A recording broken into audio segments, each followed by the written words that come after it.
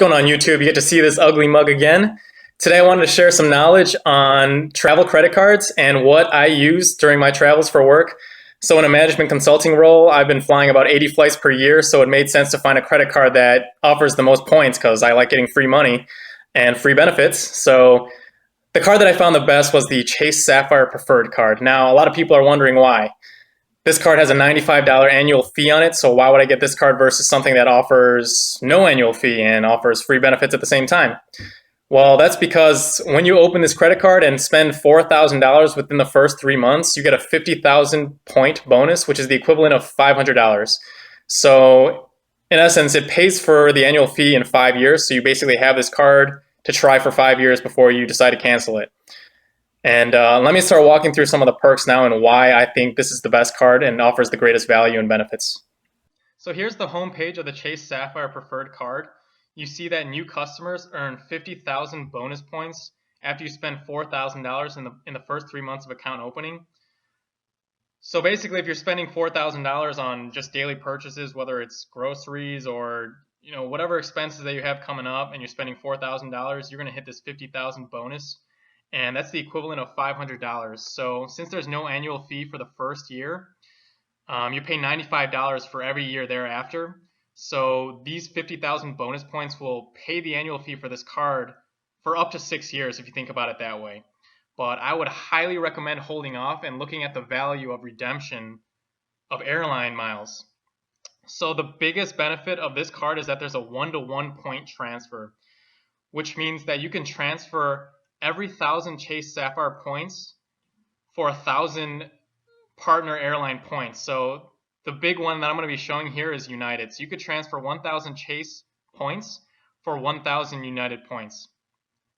So if we think about travel expenses, you get two times point value for every travel transaction, whether you buy airline tickets or rental cars or buying hotels. So let's check out the math here. So during my travels every week, I was spending about an average of $1,700, which includes my hotel, my airfare, my Hertz rental car, and food, which means I get 2 times points, right? So I get 3,400 points per week on my Chase Sapphire card. So by month, I'm accumulating about 13,600 Chase Sapphire points, which is the equivalent of $130.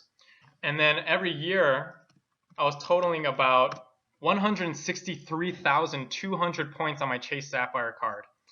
Now, a round trip to almost anywhere in the world on United costs 80,000 points. So I redeemed 160,000 points to go to Korea with my mom.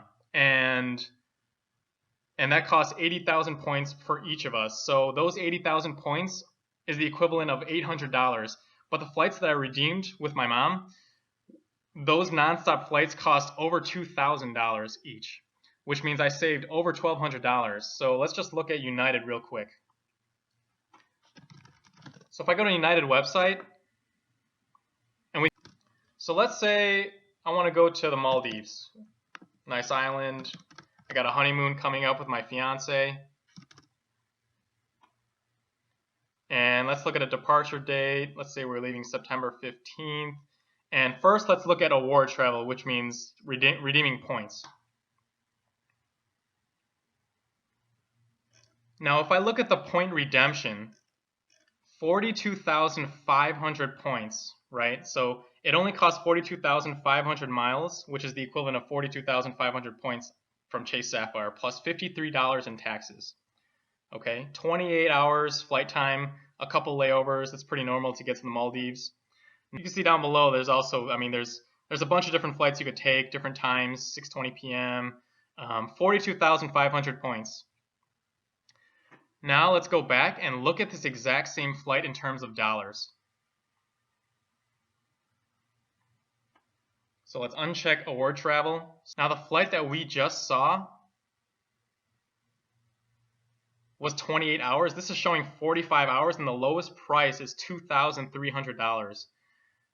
Even these times are longer. That's showing $6,000.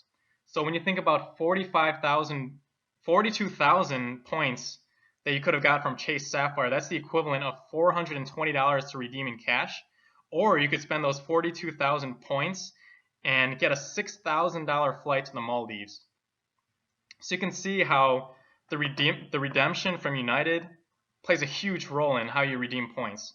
So before you redeem these for dollars, always check the airlines and see if it makes sense to redeem these for airline points instead of taking the cash. But if you need the cash, get the cash.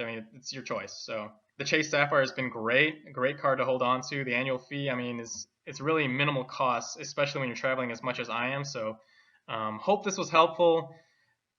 Definitely look into getting this card, and if you don't like it, the first year is free. There's no annual fee, and then every year thereafter, you do pay $95. But you can even open this card, get that $500 bonus, and then close the card at the end of the first year. I wouldn't recommend it because it's an awesome card, but you can always do that option as well. So thanks for watching. Hope this was helpful.